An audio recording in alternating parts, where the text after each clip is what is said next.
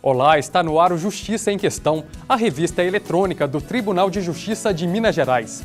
Saiba quais penalidades podem ser aplicadas quando o cidadão intimado para depor em processo criminal não comparece. Pensão por morte, conheça os requisitos necessários para solicitar o benefício. Justiça condena empresas a indenizar uma mulher que comeu bombom contaminado. Boates e casas noturnas podem determinar o padrão estético para os frequentadores. E mais, entenda como a ética pode ser aplicada ao consumo. Fique com a gente, o Justiça em Questão começa agora.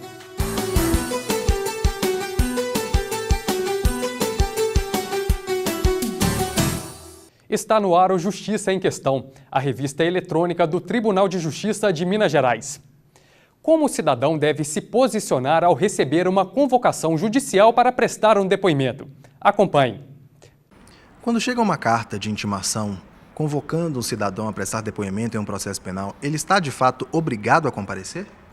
Bom, inicialmente é bom ressaltar que é obrigação de todo cidadão colaborar com a justiça. Por esse motivo, o Código estabelece que a testemunha não pode se eximir da obrigação de depor.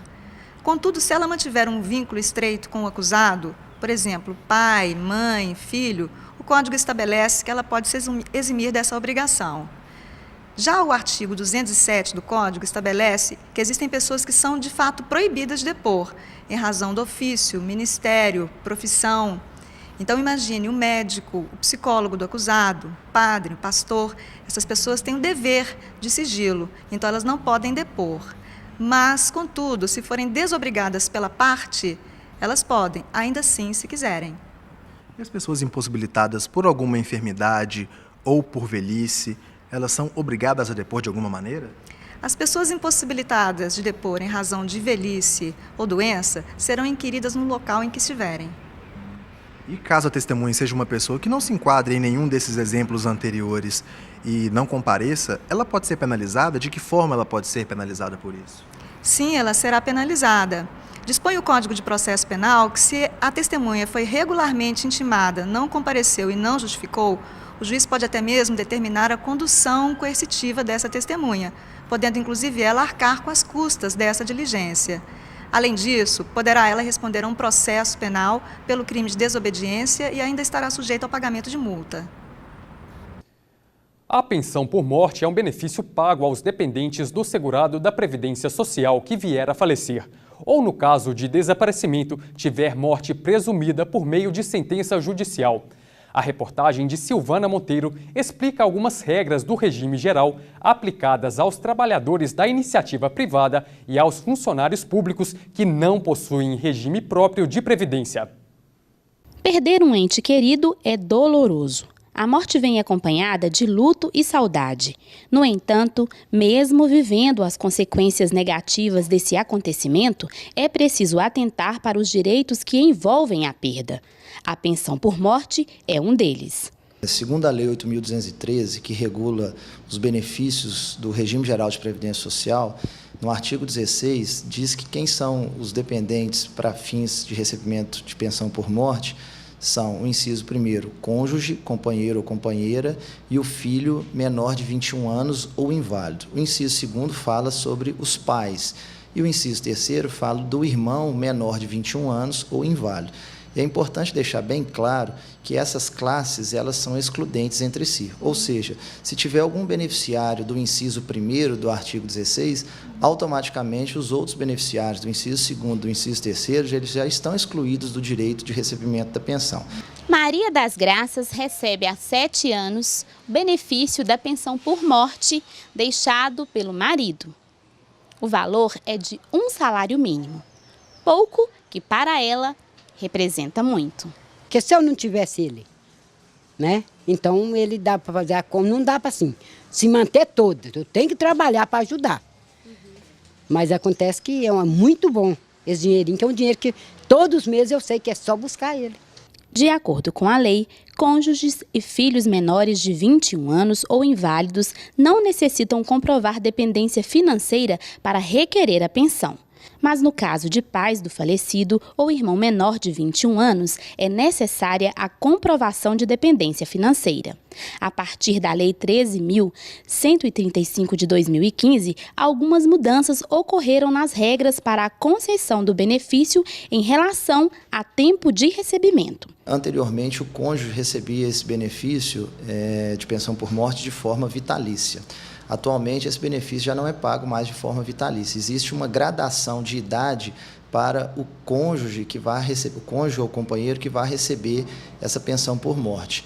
Então, ele só passa a receber o direito à pensão por morte de forma vitalícia, ou seja, para toda a vida, quando, no momento da morte, ele tiver 44 anos ou mais de idade. Se o óbito ocorrer sem que o segurado tenha realizado 18 contribuições mensais à Previdência ou se o casamento ou união estável ainda não tiver completado 2 anos, a duração da pensão é de 4 meses a partir da data do falecimento. Maria das Graças tem direito ao recebimento vitalício, já que atendeu todos os requisitos para essa classificação. No entanto, o valor veio proporcional ao que foi contabilizado pelo INSS, Instituto Nacional de Seguridade Social, em relação ao marido, que já era aposentado. Ele era encarregado de obra, trabalhou 35 anos, mas não sei o que deu, que na hora dele aposentar só deu 32 anos e 3 meses. Aí só pegou um salário mínimo. Se o falecido pagava pensão alimentícia a um ex-cônjuge, o beneficiário é considerado dependente também da pensão por morte. Se o falecido já tiver sido casado mais de uma vez ou possuir filhos em famílias distintas, haverá uma divisão do valor. A pensão é dividida em cotas partes iguais entre cônjuges, cônjuge, ex-cônjuge, companheiro e filhos menores de 21 anos. À medida em que esses dependentes forem perdendo a sua condição de dependentes, a cota parte dele é revertida para o todo. O requerente tem o prazo de 90 dias para procurar uma agência do INSS com a documentação para ser avaliada. O agendamento pode ser feito pelo telefone 135. Maria das Graças comemora o direito garantido e deixa um conselho para as pessoas. Porque tem que pagar o INPS, não adianta ficar sem pagar. Aí ele falava, minha filha, quando eu morrer, o menos dinheiro que você comer, você tem. E está sendo. Eu trabalho para dar uma inteira, né? Mas está sendo. É um pagamento que todo dia 5 eu busco ele.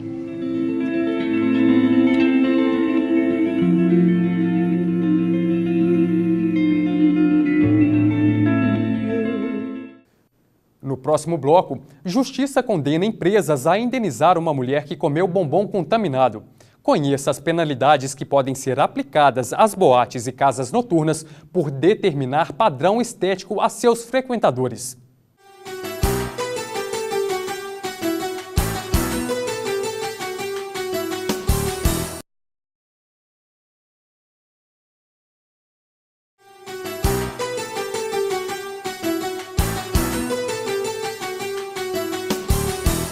Estamos de volta com Justiça em Questão, a revista eletrônica do Tribunal de Justiça de Minas Gerais. Uma consumidora de Muriaé foi indenizada por ter comido um bombom contaminado com larvas.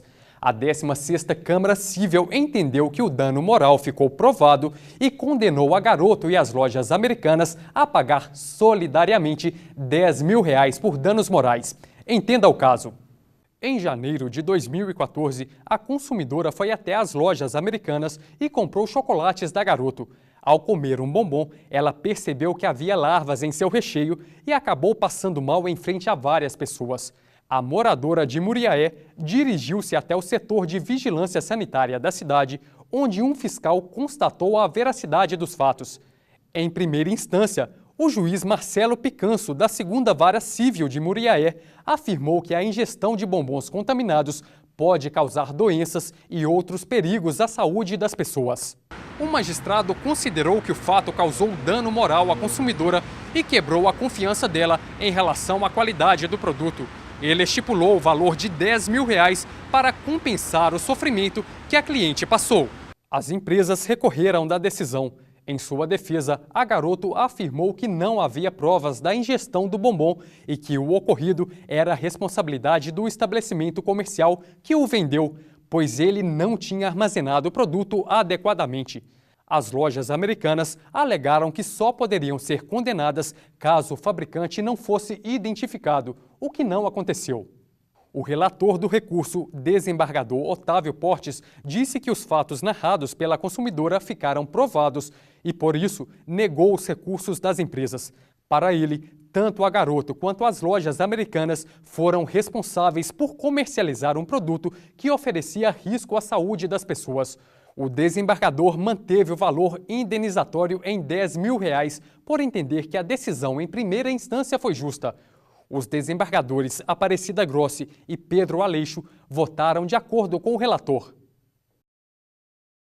Recentemente, a mídia noticiou casos de pessoas que foram proibidas de entrar em boates e casas noturnas sem justificativas. Saiba quais são os direitos dos consumidores em situações que podem ser consideradas vexatórias e quais as penalidades cabíveis para os estabelecimentos que praticam atos de discriminação. Já imaginou você se arrumar, sair para se divertir e ver a noite de festa se transformar em pesadelo? Foi o que aconteceu com Patrícia, que teve seus planos frustrados ao tentar entrar em uma boate. Fui eu, o amigo do meu tio e meu tio. O amigo do meu tio reservou com o promotor da casa um desconto para poder entrar e aí seria uma lista. Quando eu cheguei na pessoa responsável pela lista na boate, eu falei, meu nome tá na lista e tal. Não, seu nome não tá não. Eu falei assim, e o nome de Douglas e o nome de Alexandre tá na lista? Eu tenho que ver as pessoas primeiro para eu poder observar se elas estão ou não na lista. Depois desse episódio, na mesma noite, eles foram para outra casa noturna e foram barrados novamente. Eu fiquei 2 horas na fila. E aí, quando chegou a vez de entrar, falou que o evento era só para sócio e que, no caso, eu não poderia entrar porque eu não era sócio da casa e que já tinha dado a lotação também. Mas eu vi várias pessoas entrando com cortesia no local, pessoas depois de mim na fila também conseguiram entrar. Durante a apuração desta matéria, encontramos relatos de funcionários e ex-funcionários de alguns estabelecimentos que selecionavam o público avaliando a aparência. Eles chegavam a se comunicar em código para dizer se alguém era ou não PC, ou seja, se tinha o perfil da casa. O artigo 39 do Código de Defesa do Consumidor afirma que é vedado ao fornecedor se recusar a vender ou prestar serviço a quem se dispõe a adquiri-los mediante pagamento, exceto em casos regulados em leis especiais. A Constituição também é clara sobre o assunto. A própria Constituição prescreve que ninguém vai ser discriminado em razão de sexo, orientação sexual, gênero, conforme a forma que seja abordado, religião, crença, ideologia, nada disso pode ser usado para discriminar as pessoas no sentido de diminuí-las ou de excluí-las. A ideia é que haja uma participação de todos em tudo. Não se pode, então, estimular uma certa intolerância para com as diferenças. Quando essas casas eventualmente estabelecem esse tipo de critério de distinguir, ela está alimentando essa intolerância de quem não admite o diferente, ou seja, não admite o feio, não admite a raça que não seja a própria ou que não esteja enquadrada nos padrões estéticos que circunstancialmente se estabeleça. Isso tudo, então, não é constitucional. No entanto, o que se observa é que isso não vem sendo respeitado. Diversos casos foram noticiados revelando que essa prática tem sido recorrente, e não só na capital mineira. Diante de uma situação dessas, o ofendido pode produzir provas já naquele momento para acionar a justiça. Primeiro, nesses casos, é muito comum as testemunhas. Pode vir o depoimento pessoal das pessoas envolvidas, um porteiro, o promotor, enfim, as pessoas que estão ali, os circunstantes presentes. A pessoa pode ter alguém, por exemplo, que fez uma filmagem com um celular, que dê a imagem do que está acontecendo, no chamado calor dos acontecimentos. O desembargador explica que os estabelecimentos que promovem conduta discriminatória podem receber punições severas. Primeiro, porque eles estão reiterando nessa prática discriminatória, pode, inclusive, conforme o tipo de conduta, serem enquadrados em algum tipo penal que trata dessa discriminação, e isso pode redundar uma pena de caráter criminal, né, para os responsáveis, para a própria casa. Além de ter a consequência do dano moral, que é uma indenização. Ela é, de modo geral, ela vem em forma de pagamento de uma quantia em dinheiro, né, ou pode haver uma outra forma de ressarcimento que a parte ofendida se diga satisfeita, uma declaração, uma publicação na imprensa, etc. Eu acho que até ao fim ele pode redundar no fechamento da casa se demonstrar que está tendo uma conduta reiterada, né? Fazer com que esses episódios de discriminação se encerrem parece ser algo que depende dos proprietários adotarem outra postura e também dos frequentadores acreditarem que não é preciso frequentar uma determinada casa noturna para ser aceito na sociedade.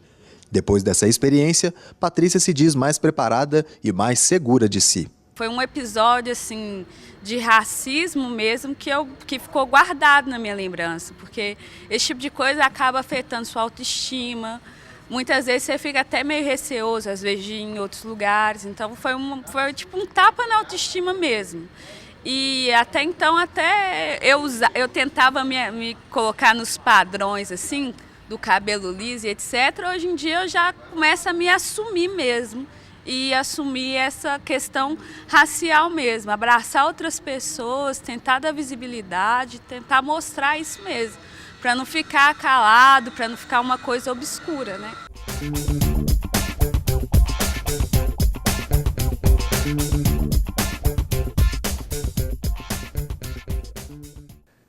No próximo bloco, entenda como a ética pode ser aplicada ao consumo. Fique com a gente, o Justiça em Questão, a revista eletrônica do Tribunal de Justiça de Minas Gerais, volta já.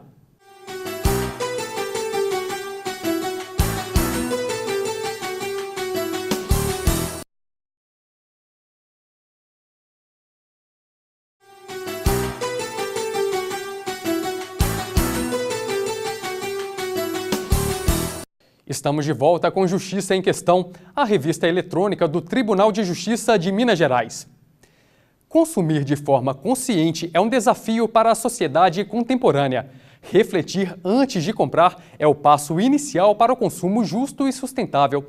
A reportagem de Silvana Monteiro mostra como se conceitua e se pratica a ética no consumo. Consumir vem do latim consumere, que significa gastar, utilizar até o final. Na sociedade atual, o verbo vem sempre precedido pelos substantivos desejo e necessidade.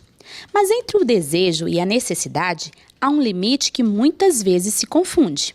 Até a Flávia, que não se considera uma consumidora voraz, se viu diante de uma armadilha. Tem pouco tempo, inclusive, eu comprei até no cartão de crédito de uma amiga minha. Comprei uma bota que eu vi na internet. Eu nunca usei, vi alguém com aquilo, achei bonito e eu quis ter e comprei. Compre agora e só comece a pagar daqui a 90 dias. Saldão, oferta. Compre no cartão e pague em até 12 vezes. Promoção. Palavras que incentivam a compra. No entanto, muitas vezes é preciso muito mais que uma reflexão e sim um autocontrole para não cair nas armadilhas do consumismo. A consciência no ato de consumir, às vezes é atropelada pela rapidez no processo de compra. O desembargador Manuel dos Reis, que também possui formação em filosofia, destaca a importância da ética no consumo. A ética é uma parte da filosofia que reflete sobre as nossas maneiras de vida, né? Ou então, o nosso exercício reflexivo sobre as nossas maneiras de vida, sobre os nossos hábitos, por assim dizer. Eu vou trazer uma frase de uma filósofa alemã que se radicou nos Estados Unidos, Hannah Arendt. Ela diz o seguinte: a vida está muito rápida, está acontecendo muita coisa. Ela diz isso sobre a política, né? É necessário parar para pensar. Eu acho que essa é a melhor frase e ela pode, de certa forma, combater a rapidez com que o consumo se dá. Se nós pararmos para pensar, talvez ganhemos muito em termos de tempo depois, porque as dores de cabeça jurídicas, com produtos estragados, serviços mal feitos, etc., são enormes. Então, parar para pensar aí de Hannah Arendt, eu acho que ele, embora empregado na política, né, ele calha muito bem para as relações de consumo. Para a Flávia, o uso do cartão de crédito, o popular dinheiro de plástico, era um facilitador para as compras, mas também gerava problemas. Depois de ficar sem essa ferramenta de consumo devido a um descontrole financeiro, só agora ela pôde perceber como se comportava diante dos desejos e necessidades. Com o cartão de crédito, acho que pouquíssimas vezes foram conscientes. Sempre achei que eu ia ter ele ali, que eu ia poder usar. Nunca pensei antes de comprar com cartão de crédito. Normalmente eu só comprava, mas agora eu já penso um pouco diferente, né? Eu sei que se eu for ter de novo cartão de crédito, eu tenho que me controlar um pouco mais para não acontecer isso de novo. A falta de uma postura de consumo consciente pode levar ao endividamento. De acordo com a economista da Câmara de Dirigentes Lojistas de Belo Horizonte, a situação atual do país é motivo para mais atenção por parte do consumidor. Esse cenário macroeconômico diverso que nós estamos inseridos, com inflação alta, que aumenta o custo de vida das pessoas, diminui a renda disponível delas e diminui a sua capacidade de pagamento, aumento da taxa de desemprego, que faz com que a pessoa fique sem renda mesmo, então leva esse aperto monetário e diminui a sua capacidade mesmo de pagamento, ela não tem como honrar as dívidas. Então esse cenário, essa conjunção de fatores vem levando com que as pessoas fiquem inadimplentes e diminuam a sua capacidade de consumo. Ficar sem consumir é impossível. No entanto, ter ética no consumo pode evitar problemas como o citado pelo desembargador. Muitas vezes, depois de ser levado ao judiciário, é resolvido de forma pedagógica, verificando o lado do consumidor e do fornecedor. A pergunta que nós sempre fazemos ao processo, ou para aquele conflito de interesses, é: será que o fornecedor, ao massificar a propaganda ou marketing para aquele produto e provocar o desejo no consumidor, ele pensou na possibilidade de o consumidor não ter condições de arcar com aquelas parcelas? É a pergunta que nós sempre fazemos ao processo. Então, o processo, enquanto conflito de interesses, ele não é só um processo. Nós não damos só uma resposta para aquele conflito. Não decidimos apenas o conflito. Nós procuramos exercitar esse lado pedagógico. Olha, não podia ser assim, por isso, por isso, por isso. Ó, fornecedor, você poderia ter prestado atenção no perfil do cliente. Você poderia ter observado melhor o itinerário de vida dele.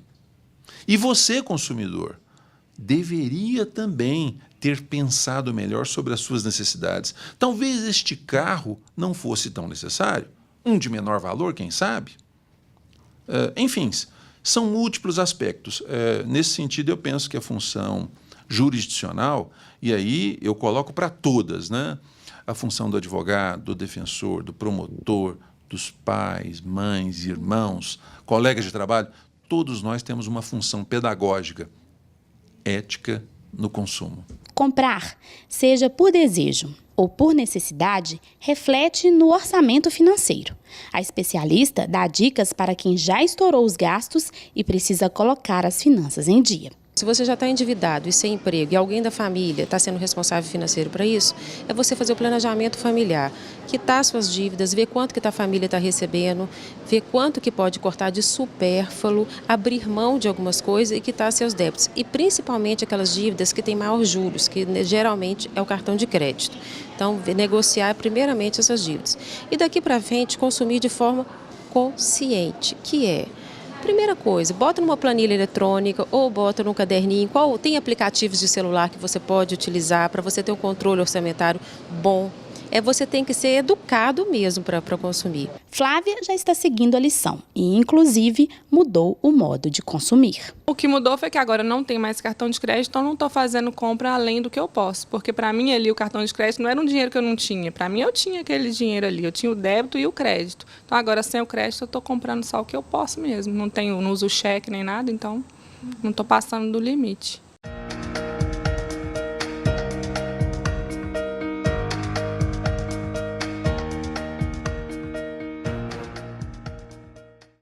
O O Justiça em Questão continua na internet. Você pode visitar a página do programa no portal do Tribunal de Justiça de Minas Gerais. Acesse tjmg.jus.br e clique na área Imprensa. As reportagens desta e de outras edições também podem ser vistas no endereço youtube.com/Justiça em Questão. Comente, proponha temas e participe do nosso programa. Envie o e-mail para justiçaemquestão@tjmg.jus.br. Um grande abraço e até a próxima!